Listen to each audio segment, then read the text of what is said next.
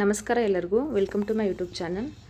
ಯಾವುದೇ competitive exams ಆಗಿರಲಿ, ಕಂಪ್ಯೂಟರ್ನಲ್ಲಿ ಈ ಟಾಪಿಕ್ ಮೇಲೆ 1 ಅಥವಾ 2 ಮಾರ್ಕ್ಸ್ ಫಿಕ್ಸ್ ಕೇಳ್ತಾರೆ. ಹಾಗಾಗಿ ಇವತ್ತಿನ ಈ ವಿಡಿಯೋದಲ್ಲಿ ಕಂಪ್ಯೂಟರ್ ಇತಿಹಾಸದ ಬಗ್ಗೆ ಮತ್ತು ಕಂಪ್ಯೂಟರ್ ಬೆಳೆದು ಬಂದ ಹಾದಿಯ ಬಗ್ಗೆ ತಿಳಿಯೋಣ.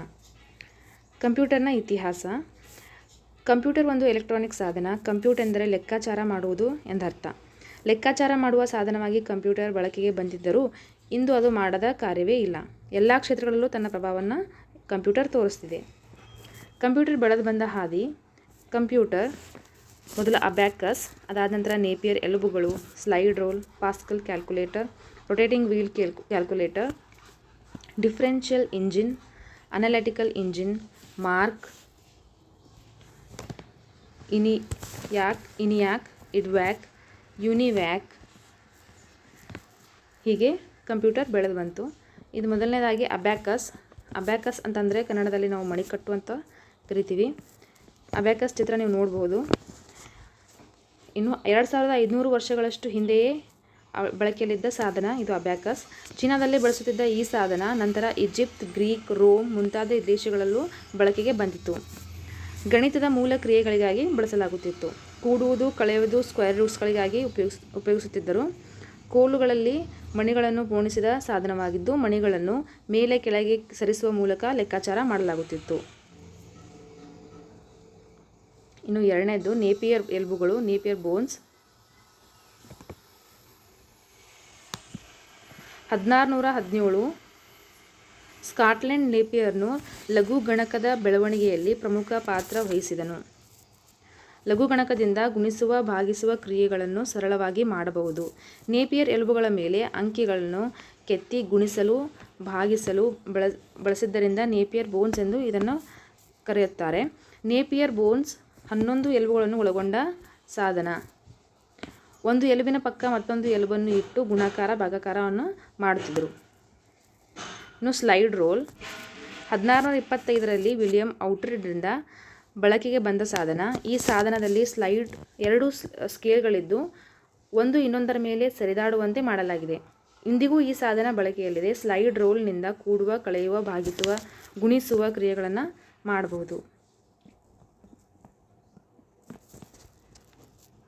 ಇನ್ನು 4ನೇದು ಪಾಸ್ಕಲ್ ಕ್ಯಾಲ್ಕುಲೇಟರ್. ನೀವು ಚಿತ್ರ ನೋಡ್ಬೋದು ಇಲ್ಲಿ. 1642ರಲ್ಲಿ ಫ್ರಾನ್ಸಿಸ್ ಬ್ಲೇಕ್ಸ್ ಪಾಸ್ಕಲ್ ಈ ಸಾಧನವನ್ನು ಕಂಡುಹಿಡಿದರು.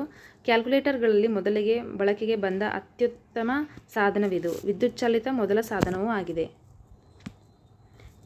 ಯಾಂತ್ರಿಕ ಕಲನ ಯಂತ್ರ 1671ರಲ್ಲಿ ಗಾಟ್ಫ್ರೆಡ್ ಲೆಬ್ನಿಸ್ ರವರು ಕಂಡುಹಿಡಿದಿದ್ದು ಗುಣಾಕಾರ ಮತ್ತು ಭಾಗಾಕಾರವನ್ನು ಇದರಿಂದ ಮಾಡ್ಬೋದು. ಲೂಮ್ ಕಾರ್ಡ್ಗಳು 1801ರಲ್ಲಿ ಜೋಸೆಫ್ ಮ್ಯಾರಿ ಜಾಕಾರ್ಡ್ ರವರು ಇದರ ಸಂಶೋಧಕರು ಪಂಚ್ ಕಾರ್ಡ್ಗಳನ್ನು ಇನ್ಪುಟ್ ಸಾಧನಗಳಾಗಿ ಬಳಸಿದರು. ಇನ್ನು ಇಂಪಾರ್ಟೆಂಟ್ ಆದಂಥದ್ದು ವಿಶ್ಲೇಷಣಾ ಹಾಗೂ ಭೇದನಾತ್ಮಕ ಯಂತ್ರ, ಡಿಫರೆನ್ಷಿಯಲ್ ಆ್ಯಂಡ್ ಅನಲಿಟಿಕಲ್ ಇಂಜಿನ್. ಇದು ಡಿಫರೆನ್ಷಿಯಲ್ ಇಂಜಿನ್ನ ಚಿತ್ರ. -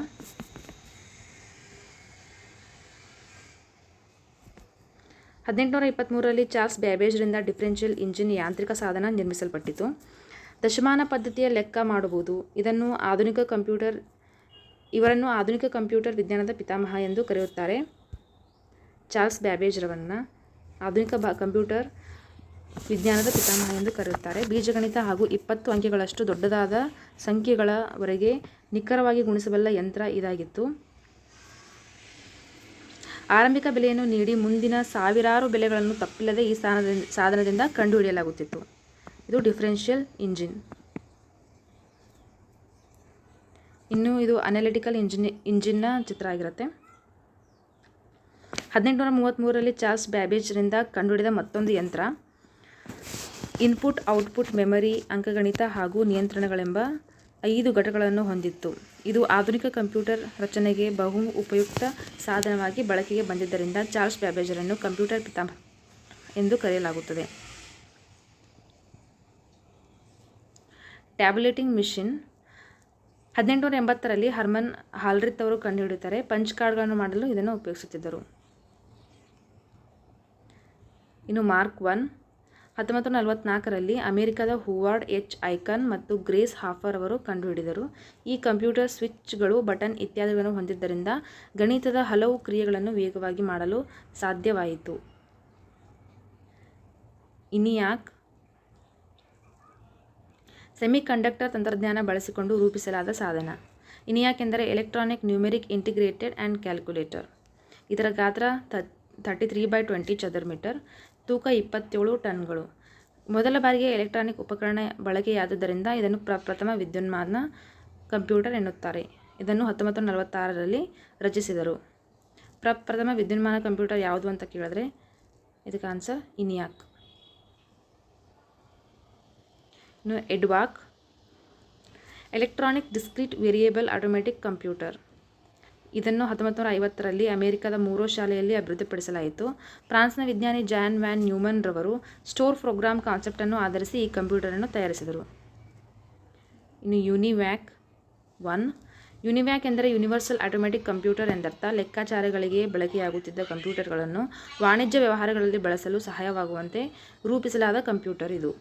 ಇದಾದ ನಂತರ ಕಂಪ್ಯೂಟರ್ಗಳಲ್ಲಿ ಗಾತ್ರ ಕುಗ್ಗಿ ವೇಗ ಮತ್ತು ಸ್ಮರಣ ಶಕ್ತಿ ವೃದ್ಧಿಗೊಂಡು ಕಂಪ್ಯೂಟರಲ್ಲಿ ಕ್ರಾಂತಿಯೇ ಆರಂಭವಾಯಿತು.